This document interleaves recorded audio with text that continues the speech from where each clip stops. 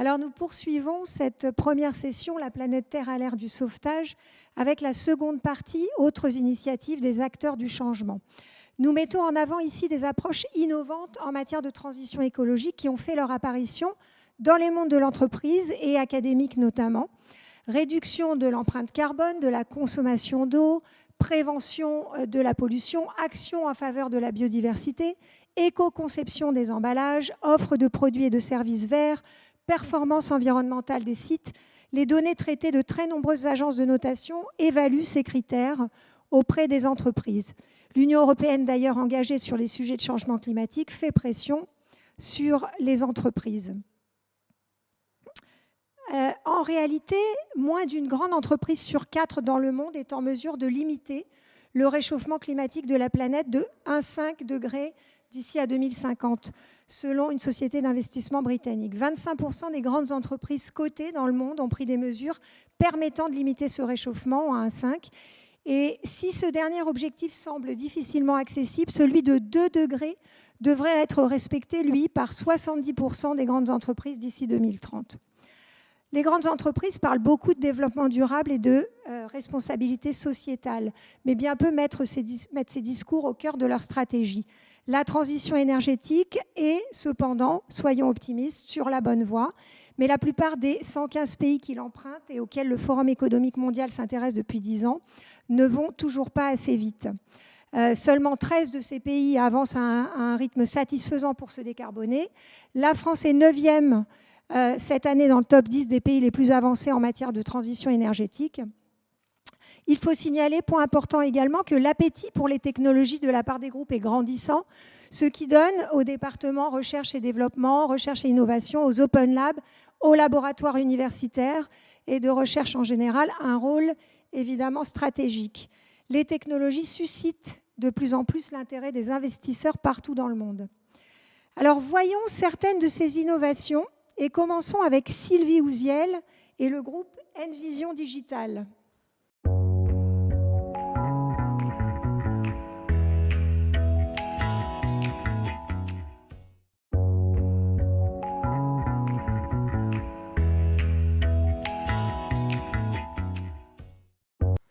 Bonjour Sylvie, je suis ravie de te recevoir. Merci d'être avec nous aujourd'hui. Merci beaucoup Valérie. Je rappelle que tu es la présidente d'Envision Digital, qui est le leader mondial dans le domaine des technologies vertes.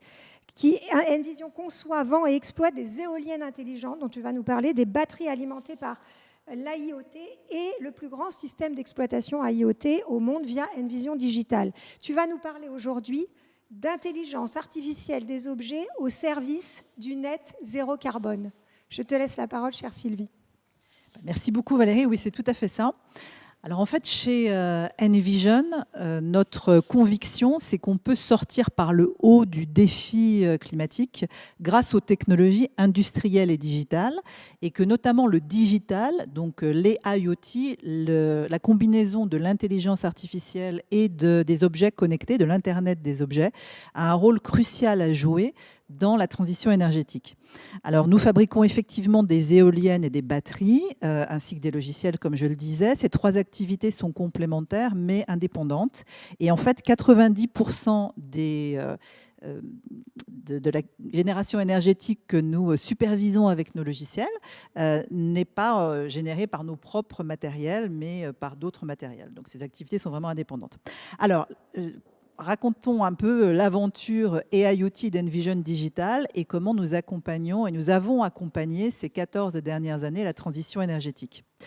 D'abord, les énergies renouvelables qui sous-tendent une électrification durable et verte, c'est avant tout de la technologie pure qui suit, contrairement aux énergies fossiles, les lois de Moore.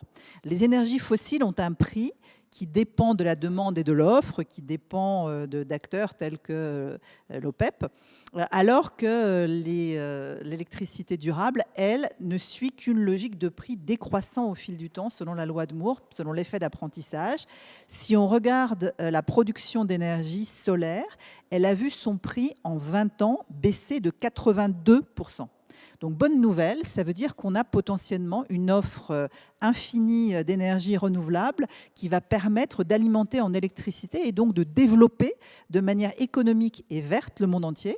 Et les ressources naturelles sont de plus en plus abondantes puisqu'on commence à développer l'offshore et même le flottant, l'éolien et le solaire, créant ainsi une ressource quasiment infinie d'électricité durable et abordable.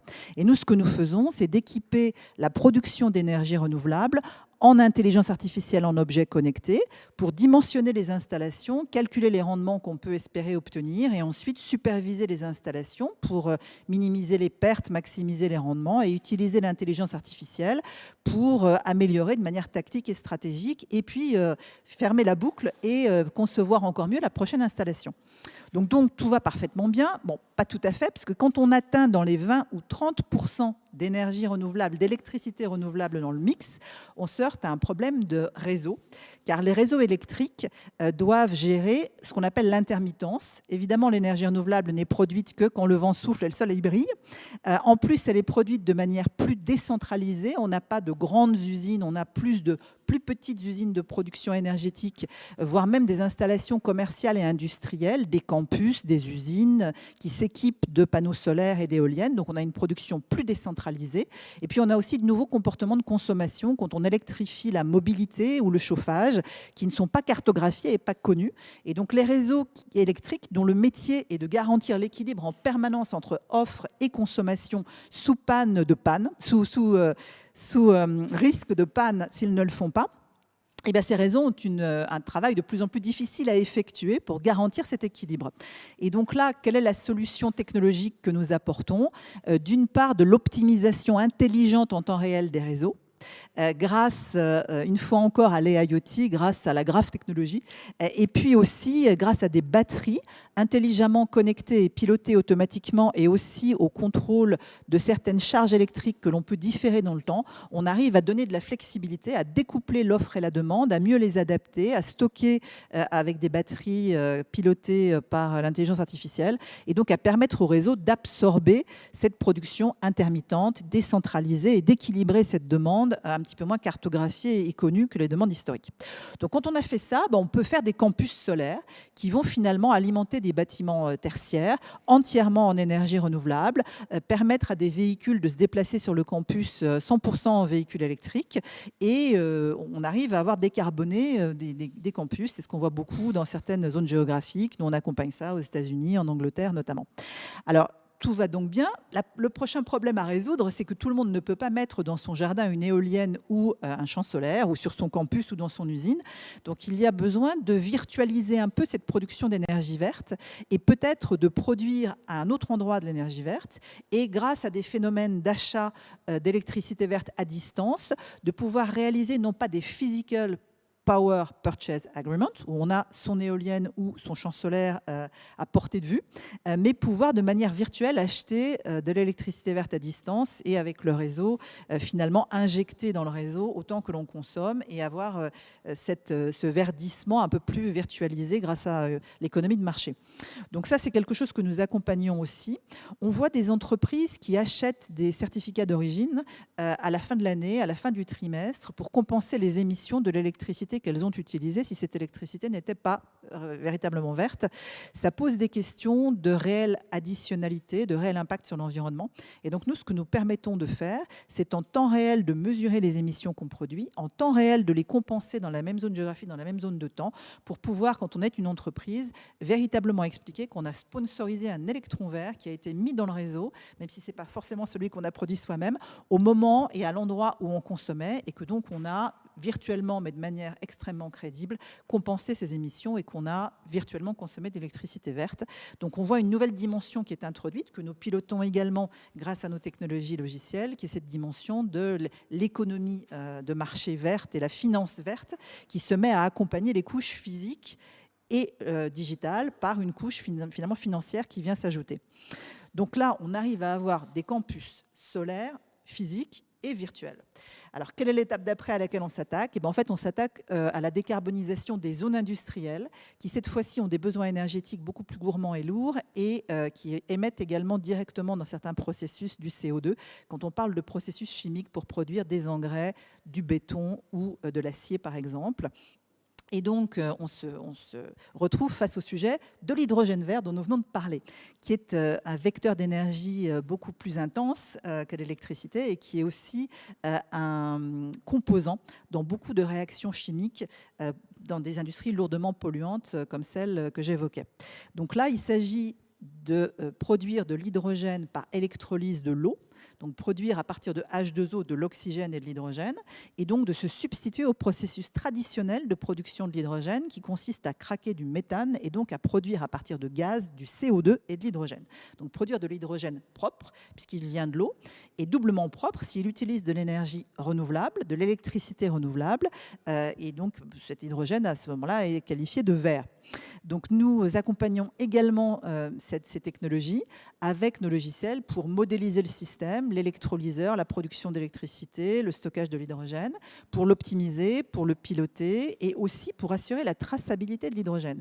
Car ce qu'on voit actuellement, c'est que pour produire de l'hydrogène vert compétitif, il faut s'installer dans des endroits où l'on peut produire de l'énergie renouvelable à environ 2 centimes par kilowattheure, ce qui est faisable par exemple dans le sud de l'Europe. Il faut également installer des capacités d'hydrolyse qui sont compétitives dans les quelques centaines d'euros, 300, 400, 500 euros par kilowatt d'électrolyseur. Et là, on produit de l'hydrogène vert à peu près 1,5, 1,8 euros du kilo. Et donc cet hydrogène vert, il est à comparer à un hydrogène qui lui n'est pas vert, produit à partir du méthane, qui coûte plutôt 1 euro du kilo. Et grâce à une taxe carbone entre les deux, on arrive à avoir un hydrogène vert qui est compétitif par rapport à l'hydrogène entre guillemets polluant. Et là, le problème supplémentaire qu'il va s'agir de résoudre, c'est que malheureusement, si on produit cet hydrogène dans le sud de l'Europe, on a un problème de transport pour alimenter des industries, par exemple l'acier, par exemple le ciment, dont les usines se trouvent potentiellement plus dans le nord de l'Europe. Et donc là, on a besoin de faire plusieurs choses, de pouvoir donner une garantie d'origine verte à l'hydrogène, de pouvoir l'injecter dans des réseaux avec du gaz de ville et le mélanger, de pouvoir en assurer la traçabilité et de pouvoir permettre aux usines à l'autre bout de la chaîne d'avoir le même type d'accord un peu virtuel que celui que j'évoquais sur l'électricité et d'avoir des crédits carbone pour effectivement financer, monétiser leurs actions de décarbonisation et rendre l'équation économique justifiable. Et donc là, on a des nouveaux problèmes à résoudre avec des sujets d'infrastructure, de garantie d'origine, de traçabilité, d'économie carbone, de marché du carbone crédit. Et donc là, on passe à une dimension supérieure en assemblant les briques que j'évoquais, la génération d'électricité, l'électrolyseur, l'économie financière, la réalité physique. Et donc, nous sommes actuellement dans mon entreprise en train de nous attaquer à ce sujet de l'hydrogène vert de bout en bout, à son modèle économique, à son modèle technologique. Et donc, comme vous le voyez, c'est une aventure très technologique, la décarbonisation. Et ce qu'il y a d'intéressant, c'est que plus on avance dans les ambitions, plus on monte dans les ambitions en termes de pourcentage d'électricité renouvelable dans le mix, en termes de problématiques de décarbonisation auxquelles on s'attaque, depuis le tertiaire jusqu'à maintenant des usines plus polluantes, plus on doit résoudre des problèmes complexes, ce qui est évidemment intéressant, mais nous restons convaincus que la technologie peut nous permettre de sortir par le haut de tous ces défis. Et ce sujet des zones industrielles décarbonées est un sujet sur lequel nous travaillons avec beaucoup de partenaires actuellement sur des programmes très concrets, et notamment avec le World Economic Forum qu'évoquait Valérie un peu plus tôt. Merci Sylvie pour cette présentation brillante, c'était vraiment passionnant.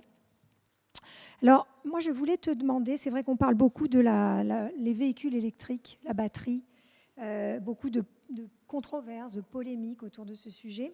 Finalement, les véhicules électriques sont-ils un problème ou une solution pour cette transition ? Alors nous, on fabrique des batteries, comme tu le sais, donc évidemment, nous, on pense plutôt que c'est une solution. Donc effectivement, l'électromobilité, c'est décarboner les émissions sur la route.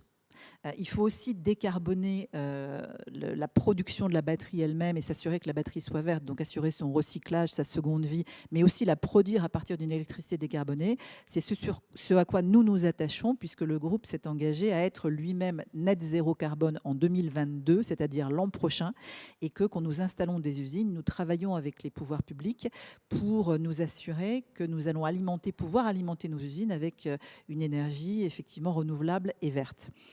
Donc, par exemple, nous ouvrons une deuxième usine à Sunderland, en Angleterre, et nous travaillons avec les pouvoirs publics locaux pour installer des éoliennes, des batteries de stockage, des champs solaires, et nous assurer que nous serons alimentés en énergie renouvelable, ce qui permet aussi de rendre Sunderland attractif comme destination pour que d'autres industries, des data centers, des industries consommatrices d'électricité s'y implantent à leur tour quand elles recherchent des destinations de choix pour s'alimenter en énergie verte et renouvelable. Donc c'est un cycle vertueux par lequel nous nous alimentons en énergie verte et nous rendons aussi la région plus attractive grâce à nos travaux collectifs pour d'autres industries qui souhaitent elles aussi être vertes.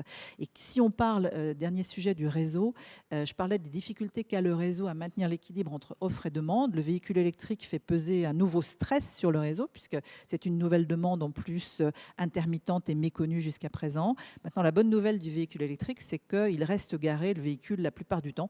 Comme vous le savez sans doute, les voitures sont conduites 5% du temps et elles ne font rien 95% du temps quand nous travaillons et quand nous dormons. Et donc, avec de l'intelligence et de l'orchestration, ce que nous apportons, on peut utiliser cette réserve des batteries connectées des voitures pour charger au moment où il y a trop d'électricité, où il y a un surplus, et ne pas charger dans des périodes où cela va stresser le réseau qui est déjà très utilisé.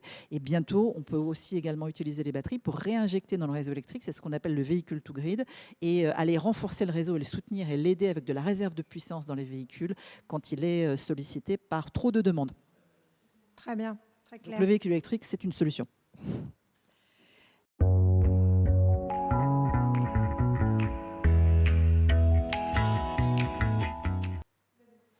Donc Sylvie, tu parlais de net zéro émission.